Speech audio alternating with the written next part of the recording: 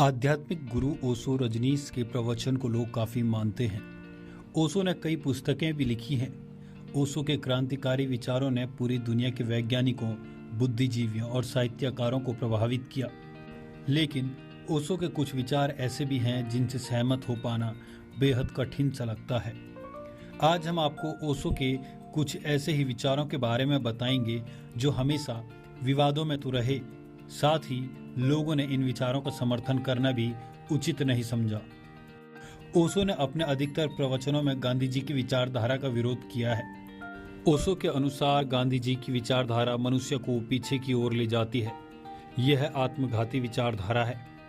ओशो कहते हैं कि महात्मा गांधी सोचते थे कि यदि चरखे के बाद मनुष्य और उसकी बुद्धि द्वारा विकसित सारे विज्ञान और टेक्नोलॉजी को समुद्र में डुबो दिया जाए तब सारी समस्याएं हल हो जाएंगी।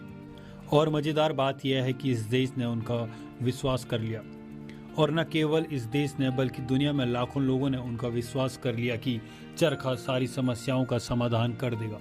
ओशो ने अपने एक प्रवचन में ऐसे सन्यास का भी उल्लेख किया है जिसमें सन्यासी को कोई भगवा या गेरुए वस्त्र पहनने की जरूरत नहीं है, माला और नियमों का पालन करने की जरूरत नहीं, पूजा पाठ, ईश्वर प्रार्थना आदि करने की जरूरत नहीं, बस प्रतिदिन ध्यान करने की जरूरत है। ओशो की नज़र में सन्यासी वह है जो अपने घर, संसार, पत्नी और बच्चों के साथ रहकर पारिवारिक सामाजिक जिम्मेदारियों को निभाते हुए ध्यान और सत्संग का जीवन जिए। उनकी दृष्टि में यह एक सन्यास है जो इस देश में हजारों वर्षों से प्रचलित है। ओशो पर आरोप है कि वे सिर्फ अमीरों के गुरु हैं। उन्होंने पूंजीवाद को बढ़ावा दिया। उनके पास लगभग 100 रोल्स रॉयल कारें थी। वे कभी गरीबों और गरीबी का पक्ष नहीं लेते थे। ओशो कहते हैं कि दुखवादी नहीं, सुखवादी बनो। सुखी रहने के सूत्र ढूंढो तो समृद्धि स्वतः ही आने लगेगी।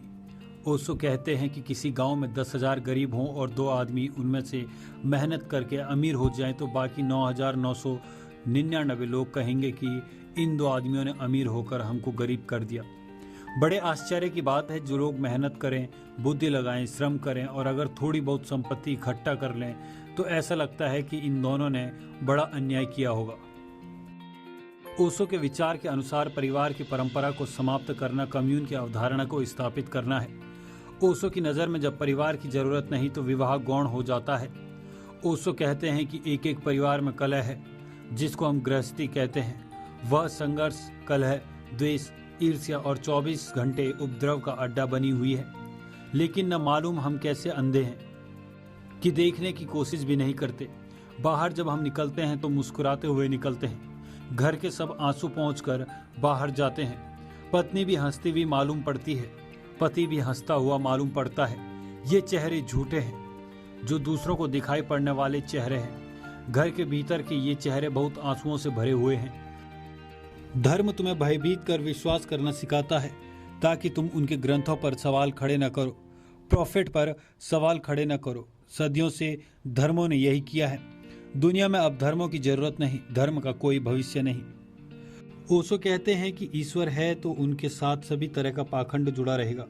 पाप, पुण्य, स्वर्ग, नरक, अवतारवाद, पैगंबर, पूजा पाठ, धर्मांतरण, धर्म ग्रंथ, मंदिर, मस्जिद, चर्च आदि सभी तरह के पाखंड जुड़े रहेंगे। प्रॉफिट और धर्म ग्रंथों के बगैर ईश्वर की कल्पना मुश्किल है। ओशो कहते हैं कि धर्म या विज्ञान के रेडीमेड सत्यों से काम नहीं चलेगा। मैं संयंस यानी कि दुविधा की बात नहीं कर रहा हूँ, मैं संदेह कर रहा हूँ। संदेह करोगे तभी सत्य तक पहुँचोगे। श्रद्धा और विश्वास बांधते हैं, संदेह मुक्त करता है।